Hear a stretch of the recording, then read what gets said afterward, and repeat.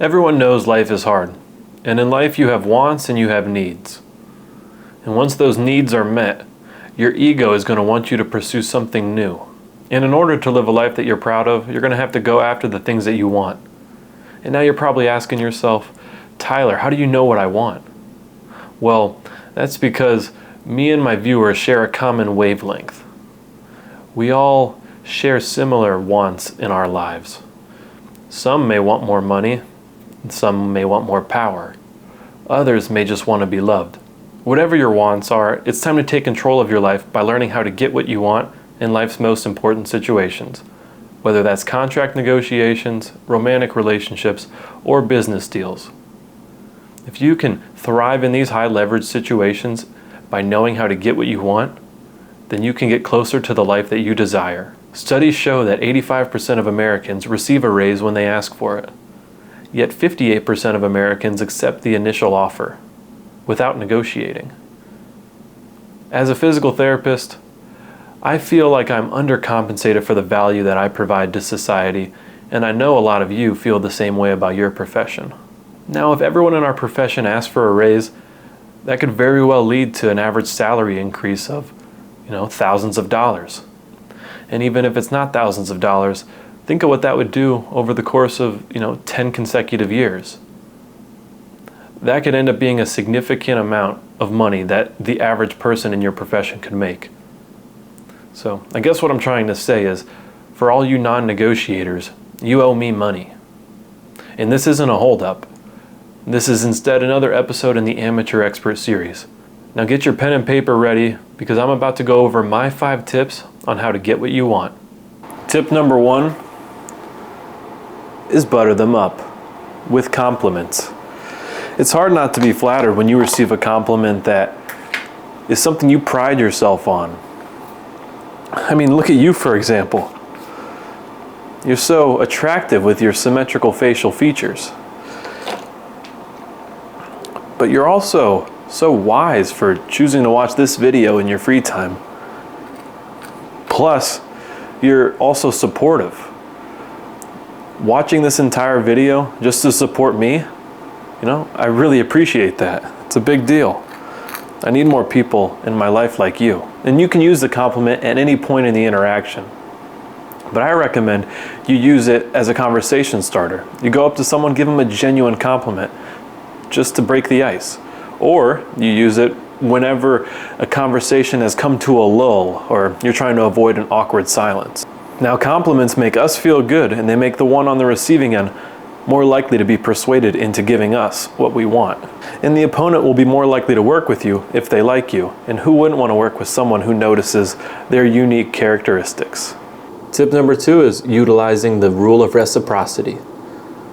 When we receive something, we oftentimes feel obligated to give something back in return.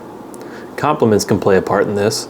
If someone gives you a compliment, there's a good chance you're going to want to compliment them back. But it can go beyond that. If someone buys you lunch or an Uber, you're going to feel like you're required to pay them back in some way. Maybe you'll buy their next lunch, maybe you'll buy them a drink, or you'll get them an Uber the next time they need it. Use reciprocity to your advantage.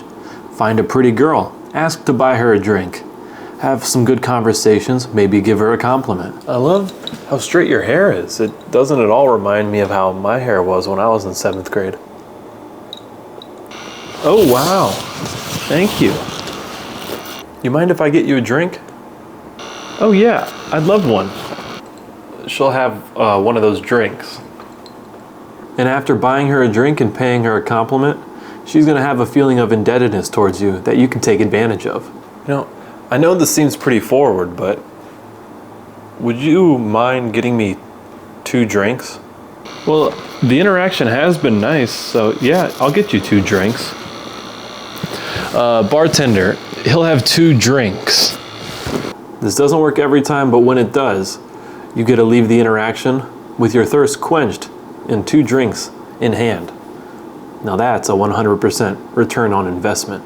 Tip number 3 is ask leading questions. Make the victim contradict themselves if they deny you of what you want. People want their actions to be consistent with their beliefs, so if you can ask questions that lead them towards the answers that you want, you're going to have a higher likelihood of success. Here's one example in a contract negotiation. So you're telling me I'm performing at a 10% higher rate than the average employee here? Well, shouldn't that mean I deserve a 10% raise rather than the standard like 3 to 4% raise? And if they disagree with you, then their thoughts and their beliefs don't really align. Or say you see an attractive girl and you want to start a conversation with her. You can walk up to her and say, "Do you want to be the coolest girl ever? I'm having trouble talking to pretty girls. Would you mind helping me with this?" There's a good chance she's going to say yes, because one, who doesn't want to be the coolest girl ever? And two, you just implied that she's pretty. So she's probably flattered, and she probably already has developed a liking for you. If you want someone to help you out, you can ask a leading question like, "Are you a generous person?" And they're likely going to say yes, because who doesn't want to think of themselves as being generous? So then you can ask something like, "Well, can I have a moment of your time to talk to you about the sponsor of today's video, Chewwaka?" Chewwaka is a natural health supplement chewing gum that stimulates a person's locomotion centers in their brain, which gives them the sudden urge to go for a walk. The effects last for 30 to 60 minutes typically, but call your doctor if they last for longer than 4 hours. A piece of Chewwaka gum can come in one of 3 flavors: peppermint, spearmint, or the original flavor, barbecue chicken. Chewwaka, getting your steps in never tasted so good. Leading questions can help nudge your opponent into giving you what you want. Tip number 4 is ask for more than you want. For example, you see a girl on the bar again, and you think she's attractive. So you walk up to her, immediately ask for a kidney, because you have a rare autoimmune disease called lupus, which is degrading your kidneys and you're going into kidney failure.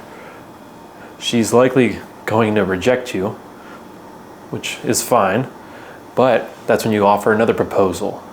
Instead, you ask for her phone number. This will work because she's not going to reject you twice in a row, because that would be rude. So there's a good chance you leave with her phone number. I call this strategy reject, then retreat. Start with a larger request, and after rejection, follow it up with a smaller request. Actively concede after the rejection. Another example would be, your ex doesn't want to get back together with you after you break up. So you come up with an elaborate scheme to propose to her, even though neither of you want this. So once you pull off the proposal, she's likely going to reject you. That's when you follow it up with, "Well, maybe we can at least get back together and take things slowly." There's a much higher likelihood that she's willing to do that than get married to you.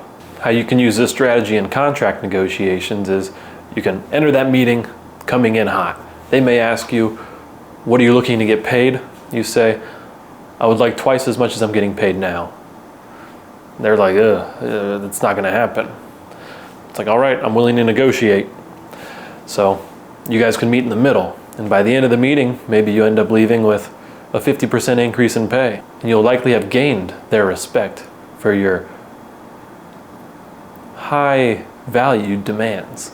Tip number 5 on how to get what you want is to appeal to authority. Become an authority figure to the people that you talk to. And the easiest way to do that is to get your doctorate. And that can be in physical therapy, chiropractic, or to become a physician of some sort. Being able to be called a doctor legally is one of the most valuable and powerful labels that you can buy. Now keep in mind, becoming a doctor in some fields may take longer and may be more costly than others, but it'll be well worth it. You won't believe the number of people that come into my office that just blindly listen to the things that their doctor tells them. And if you become a doctor, you'll have this same power too.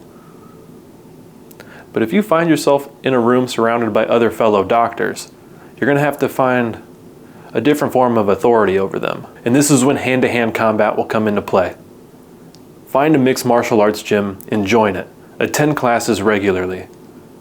If the people in the room know that you can separate them from their consciousness, they're going to subconsciously be more likely to go along with the things that you're saying. All right, so that's my 5 tips on how to get what you want. Tip number 1 was butter them up with compliments. Tip number 2 was the rule of reciprocity. Tip number 3 was ask leading questions. Tip number 4, ask for more than what you want. And tip number 5 was appeal to authority. You don't have to use all these tactics, but try a couple of them and see if it helps. Now I hope you learned something, and if you give these a try, let me know how it goes in the comments down below. Otherwise, thank you for watching, and I hope to see you. Tune in to the next episode in the Amateur Expert series.